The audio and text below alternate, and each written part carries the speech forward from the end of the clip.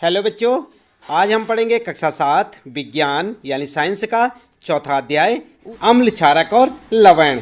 हम आपको बताएंगे बच्चों इस पाठ से संबंधित प्रश्नों के उत्तर अभ्यास प्रश्न उत्तर में। तो चलिए शुरू करते हैं। सबसे पहला प्रश्न है आपका यहाँ पर, अम्लों और क्षारकों के बीच अंतर बताइए। और उत्तर आप देख सकते हैं।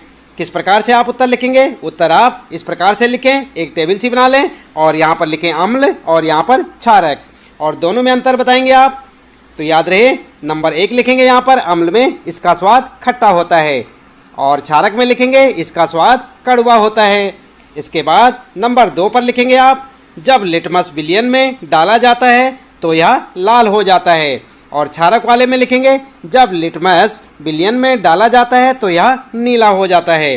तीसरा लिखेंगे अंतर, उदाहरण के लिए दही, नींबू का रस और सिरका, और यहाँ पर लिखेंगे आप क्षारक वाले में उदाहरण लिखेंगे खाने वाला सोडा, साबुन और चूने का पानी। तो आप देख रहे हैं यहाँ पर, इस प्रकार से आप अपना उत्तर लिख सकते हैं बच्चों। अच्छे से लिखें और उसे याद भी करें। इसके बाद अगला प्रश्न है बच्चों, दूसरा प्रश्न आपका, अनेक घरेलू उत्पादों जैसे खिड़की, साफ करने के मार्जकों आदि में अमोनिया पाया जाता है। ये लाल लिटमस को नीला कर देते हैं, इनकी प्रकृति क्या है? तो क्या लिखेंगे आप उत्तर? उत्तर आप इस प्रकार से लिखें। उत्तर लिखेंगे अमोनिया लाल लिटमस को नीला कर देती है, इसलिए अमोनिया की प्रकृति क्षारीय है। कैसी है? क्षारीय। याद रखेंगे बच्चों। तीसरा प्रश्न है, उस स्रोत का नाम बताइए जिससे लिटमस विलयन को प्राप्त किया जाता है। इस विलयन का क्या उपयोग है? और इस प्रश्न का उत्तर आप लिखेंगे, लिटमस को लाइकेन से निकाला जाता है। अशुद्ध जल में इसका माव यानी कि नीलसोण होता है। जब एक अम्लीय विलयन में मिलाया जाता है तो यह लाल हो जाता है। जब एक क्षारीय विलयन में मिलाया जाता है तो यह नीला हो जाता है। इसका उपयोग विलयनों के अम्लीय या क्षारीय प्रकृति का परीक्षण करने के लिए किया जाता है। तो ये हो गया आपका तीसरा प्रश्न और उसका उत्तर। इसके बाद बच्चों चौथा प्रश्न है आपका यहाँ पर, क्या अशुद्ध जल अम्लीय, क्षारीय, उदासीन होता है? आप इसकी पुष्टि कैसे करेंगे? तो आप उत्तर में लिखेंगे, अशुद्ध जल प्रकृति से उदासीन होता है। हम लिटमस परीक्षण द्वारा इसे सत्यापित कर सकते हैं। अशुद्ध जल लाल या नीले लिटमस के रंग को नहीं बदलता है। इस प्रकार से आप अपना उत्तर लिख सकते हैं। ये चौथा प्रश्न है आपका और उसका उत्तर। अगला प्रश्न है बच्चों, प्रश्न नंबर 5, उदासीनीकरण के प्रक्रम को एक उदाहरण देते हुए समझाइए। उत्तर में आप इस प्रकार से लिखेंगे, जब एक अम्लीय विलयन और एक क्षारीय विलयन को बराबर मात्रा में मिलाया जाता है तो अम्ल की अम्लीय प्रकृति और क्षार की क्षारीय प्रकृति दोनों ही समाप्त हो जाती है। परिणामी विलयन न तो अम्लीय है और न ही क्षारीय या उदासीन हो जाता है। इस प्रक्रिया को उदासीनीकरण के रूप में जाना जाता है। कम सांद्रता वाले हाइड्रोक्लोरिक अम्ल को परख नली में 1/4 भरें और लिटमस विलयन की कुछ बूंदें डालें। अब विलयन का रंग लाल हो जाता है। इसके बाद सोडियम हाइड्रोक्साइड विलयन को इस अम्लीय विलयन में धीरे धीरे ड्रॉपर से मिलाएं। परख नली को धीरे से हिलाएं, रंग के हरा होने तक हिलाते हुए सोडियम हाइड्रोक्साइड विलयन को बूंद बूंद मिलाते रहें। इस प्रकार हाइड्रोक्लोरिक अम्ल का प्रभाव क्षार सोडियम हाइड्रोक्साइड विलयन द्वारा उदासीन हो जाता है। तो इस प्रकार से आप अपना उत्तर लिख सकते हैं यहाँ पर बच्चों। ये था आपका 5वां प्रश्न। थोड़ा उत्तर लंबा है लेकिन याद रखें और अच्छे से इसे समझें।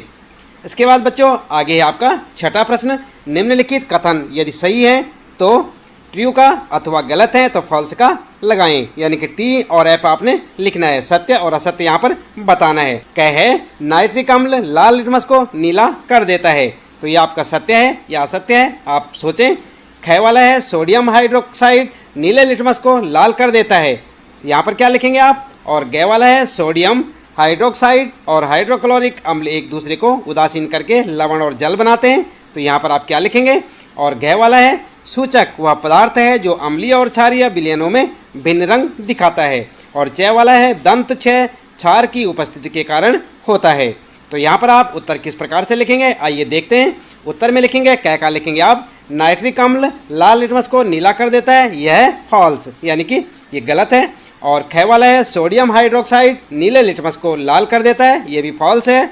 और इसके बाद है ग वाला सोडियम हाइड्रोक्साइड और हाइड्रोक्लोरिक अम्ल एक दूसरे को उदासीन करके लवण और जल बनाते हैं, तो ये ट्रू है, सत्य है ये। इस प्रकार से लिखें आप। और घ वाला लिखें सूचक वह पदार्थ है जो अम्लीय और क्षारीय विलयनों में भिन्न रंग दिखाता है, तो ये भी ट्रू है, सत्य है ये बच्चों। और च वाला है दंत क्षय क्षार की उपस्थिति के कारण होता है, तो ये क्या है, फॉल्स है, यानी कि ये गलत है। ठीक है, तो इस प्रकार से आप इनमें ट्रू और फॉल्स लगा सकते हैं बच्चों। ये था आपका यहाँ पर छठा प्रश्न, जिसमें आपने टी और एफ लिखना था, यहाँ पर ट्रू फॉल्स लिखना था। तो उत्तर आप इस प्रकार से यहाँ से देखकर लिखें और उसे अच्छे से समझें, याद भी करें। अगला है बच्चों सातवां प्रश्न आपका, दोरजी के रेस्टोरेंट में शीतल यानी कि मृदु पेय की कुछ बोतलें हैं, लेकिन दुर्भाग्य से वे चिन्हित नहीं हैं। उसे ग्राहकों की मांग के अनुसार पेय परोसने हैं। एक ग्राहक अम्लीय पेय चाहता है, दूसरा क्षारीय और तीसरा उदासीन पेय चाहता है। दोरजी यह कैसे तय करेगा कि कौन सी बोतल किस ग्राहक को देनी है? देख लेना आप, यह है आपका सातवां प्रश्न। और उत्तर में आप इस प्रकार से लिख सकते हैं बच्चों, दोरजी इन पेय पर लिटमस परीक्षण का उपयोग कर सकते हैं। बस लिटमस पत्र पर पेय की कुछ बूंदें डालें और निम्नलिखित के अनुसार निर्णय लें। और कैसे निर्णय लेंगे आप देखें। नंबर 1, यदि वह नीला हो जाता है तो पेय क्षारीय है, यदि वह लाल हो जाता है तो पेय अम्लीय है, और यदि वह हरा हो जाता है तो पेय कैसा है, उदासीन है। तो इस प्रकार से आप जो है लिख सकते हैं दोरजी का परीक्षण। ठीक है, इसके बाद आठवां है यहाँ पर प्रश्न आपके लिए बच्चों, समझाइए ऐसा क्यों होता है। और क्या है, जब आप अति अम्लता से पीड़ित होते हैं तो प्रति अम्ल की गोली लेते हैं, समझाना है आपने। और ख वाला है, जब चींटी काटती है तो त्वचा पर कैलेमाइन का विलयन लगाया जाता है। और ग वाला है आपके लिए, कारखाने के अपशिष्ट को जलाशयों में बहाने से पहले उसे उदासीन किया जाता है। उत्तर में आप इस प्रकार से लिखें। क का उत्तर लिखेंगे आप, हाइड्रोक्लोरिक अम्ल की अधिकता के कारण हम अति अम्लता से पीड़ित होते हैं। एक प्रति अम्ल की गोली में दूधिया मैग्नीशियम यानी कि मैग्नीशियम हाइड्रोक्साइड जैसा एक क्षार होता है। यह अम्ल की अधिकता के प्रभाव को कम करता है और आराम दिलाता है। ठीक है, तो ये हो गया आपके का के लिए। और ख के लिए आप क्या लिखेंगे, चींटी के डंक में अम्ल फार्मिक एसिड होता है जो त्वचा पर जलन पैदा करता है। कैलामाइन के घोल में जिंक कार्बोनेट होता है जो एक क्षार है। कैलामाइन का विलयन त्वचा पर लगाने से डंक के अम्ल को उदासीन किया जा सकता है। तो ये हो गया आपका खा के लिए। और ग के लिए आप लिखेंगे, कारखानों के अपशिष्ट में अम्ल होता है, यदि उन्हें जलाशयों में बहने दिया जाता है तो अम्ल जीवों को हानि पहुंचाएंगे, इसलिए कारखाने के अपशिष्ट में क्षार पदार्थों को मिलाकर उदासीन कर दिया जाता है। तो ये हो गया आपका ग का उत्तर। और इस प्रकार से आप लिखेंगे। आप ध्यान दें बच्चों, ध्यानपूर्वक लिखें। ये आठवां प्रश्न आपका, समझाइए ऐसा क्यों होता है। तो ये जो आपके क ख गए हैं 3 यहाँ पर, इनके बारे में आपने समझाना है। तो उत्तर आप इस प्रकार से लिखते हैं, क के लिए और ख के लिए और फिर ग के लिए। अगला है बच्चों 9वां प्रश्न आपका, आपको 3 द्रव दिए गए हैं, जिनमें से एक हाइड्रोक्लोरिक अम्ल है, दूसरा सोडियम हाइड्रोक्साइड और तीसरा शक्कर का विलयन है। आप हल्दी को सूचक के रूप में उपयोग करके उनकी पहचान कैसे करेंगे।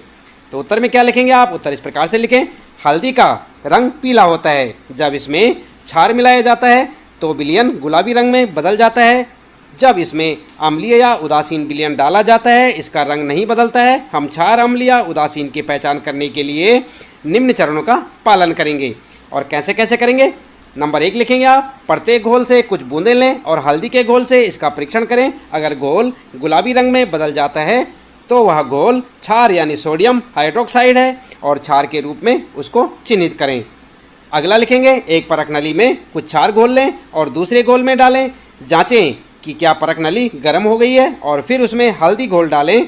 यदि रंग नहीं बदलता तो इसका मतलब है कि मिलाया गया विलयन अम्लीय अर्थात हाइड्रोक्लोरिक अम्ल है। यदि उपरोक्त घोल की परख नली गर्म नहीं होती है और हल्दी डालने पर यह गुलाबी रंग नहीं दिखाती तो दूसरा घोल उदासीन यानी शक्कर का विलयन है।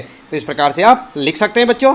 अपने इस 9वें प्रश्न का उत्तर आप एक बार फिर से देखें, ध्यान दें। ये आपका 9वां प्रश्न है। आपको 3 द्रव दिए गए हैं, जिनमें से एक हाइड्रोक्लोरिक अम्ल है, दूसरा सोडियम हाइड्रोक्साइड और तीसरा शक्कर का विलयन है। आप हल्दी को सूचक के रूप में उपयोग करके उनकी पहचान कैसे करेंगे। तो उत्तर आप यहाँ से देख के लिख सकते हैं बच्चों। ठीक है, अगला है यहाँ पर बच्चों 10वां प्रश्न आपके लिए। नीले लिटमस पत्र को एक विलयन में डुबोया गया, यह नीला ही रहता है, विलयन की प्रकृति क्या है समझाइए। तो यहाँ पर आप उत्तर इस प्रकार से लिखें, यदि किसी विलयन में नीला लिटमस डूबने पर नीला ही रहता है तो इसका मतलब है कि विलयन या तो क्षार है या उदासीन है। ठीक है, तो ये हो गया आपका 10वां प्रश्न। और उसका उत्तर 11वां प्रश्न आता है बच्चों, निम्नलिखित वक्तव्यों को ध्यान से पढ़ें। और क्या है वक्तव्य, क्या है, अम्ल और क्षारक दोनों सभी सूचकों के रंग को परिवर्तित कर देते हैं। और ख है यदि कोई सूचक अम्ल के साथ रंग परिवर्तित कर देता है तो वह क्षारक के साथ रंग परिवर्तन नहीं करता। और अगला है यहाँ पर ग वाला आपके लिए, यदि कोई सूचक क्षारक के साथ रंग परिवर्तित करता है तो वह अम्ल के साथ रंग परिवर्तन नहीं करता। अगला है बच्चों घ वाला, अम्ल और क्षारक में रंग परिवर्तन सूचक के प्रकार पर निर्भर करता है। ऊपर लिखे वक्तव्यों में से कौन से वक्तव्य सही हैं? नंबर 1 सभी 4, दूसरा क और घ, और तीसरा है क, ग और घ, और चौथा है यहाँ पर केवल घ। तो आपको उत्तर लिखना है। उत्तर क्या लिखेंगे? उत्तर आप इस प्रकार से लिखें, चौथे वाला लिखें केवल घ, ये वाला सही है। ठीक है बच्चों, तो इसके साथ ही इस पाठ से संबंधित प्रश्नों के उत्तर यहाँ पर समाप्त होते हैं बच्चों। उम्मीद है कि आपको इस पाठ के प्रश्न उत्तर अच्छे से समझ आए होंगे। इसी प्रकार लगातार कक्षा 7 विज्ञान यानी साइंस के सभी पाठों के प्रश्न उत्तर जानने के लिए लगातार जुड़े रहें हमारे साथ। और यदि आप चैनल में पहली बार आए हैं तो चैनल को सब्सक्राइब अवश्य कर दें, बेल आइकन भी दबा दें बच्चों, ताकि आने वाली प्रत्येक पाठ की वीडियो की नोटिफिकेशन आपको मिलती रहे। और जानते रहे अपने सभी पाठों के प्रश्न उत्तर हमारे साथ। मिलते हैं फिर अगले पाठ में कुछ नए प्रश्न उत्तरों के साथ।